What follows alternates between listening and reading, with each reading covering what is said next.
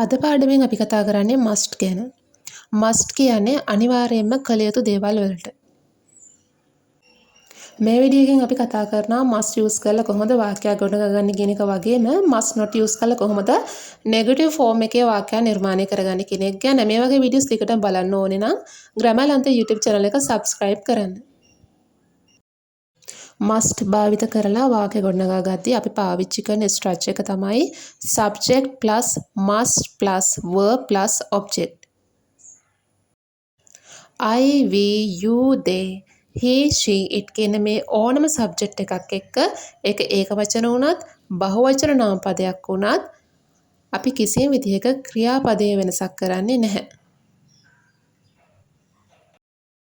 දැන් අපි උදාහරණ වාක්‍ය කිහිපයක් එක්ක must use කරන්නේ කොහොමද කියලා බලමු. ඔයා අත්විඳපු දෙයක් ගැන තව කෙනෙක්ට recommend කරද්දිත් මෙන්න මේ must කියන වචනේ අපි use කරනවා.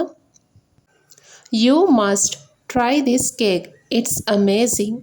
ඔයා මේ කේක් එක try කරන්නම ඕනේ. අනිවාර්යයෙන්ම try කරලා බලන්න ඕනේ.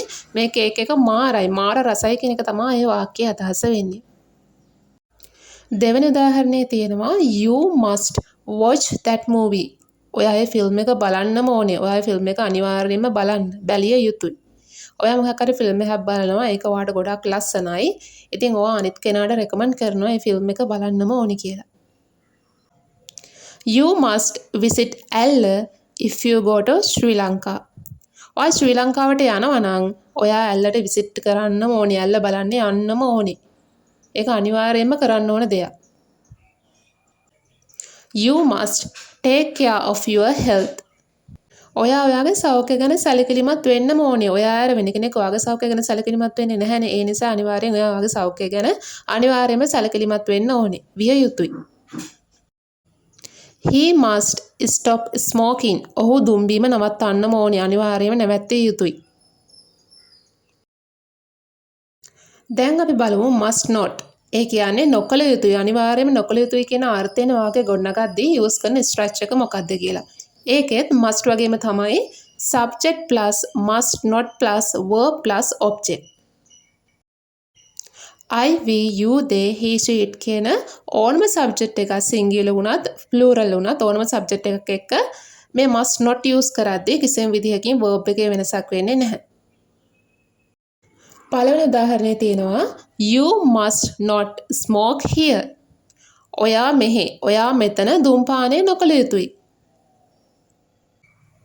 We must not forget the meeting.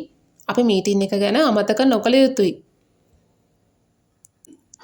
You must not lie to your parents.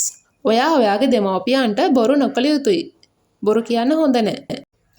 Children must not run in the hospital.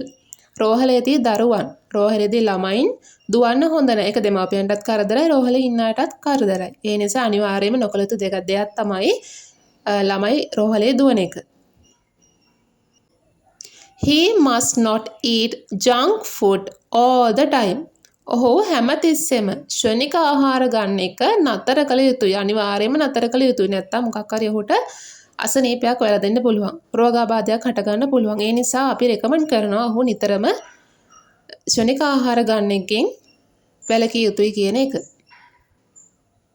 ඔයාලට පුළුවන් මේ must not කියන එක mustn't විදිහට උච්චාරණය කරන්න. ඒ වගේම ඉංග්‍රීසියෙන් කතා කරද්දී ගොඩක් වෙලාවට must use කරලා question form එකක් නිර්මාණය වෙන්නේ නැහැ. නිර්මාණය වෙනවා නම් නිර්මාණය වෙන්නේ අනිවාර්යයෙන්ම formal English වලදී සහ ගොඩක් වෙලාවට අපි පොතක් කියවද්දී පොත් වගේ දේවල් වල තමයි මේ must එකෙන් question form එකක් නිර්මාණය වෙන්නේ.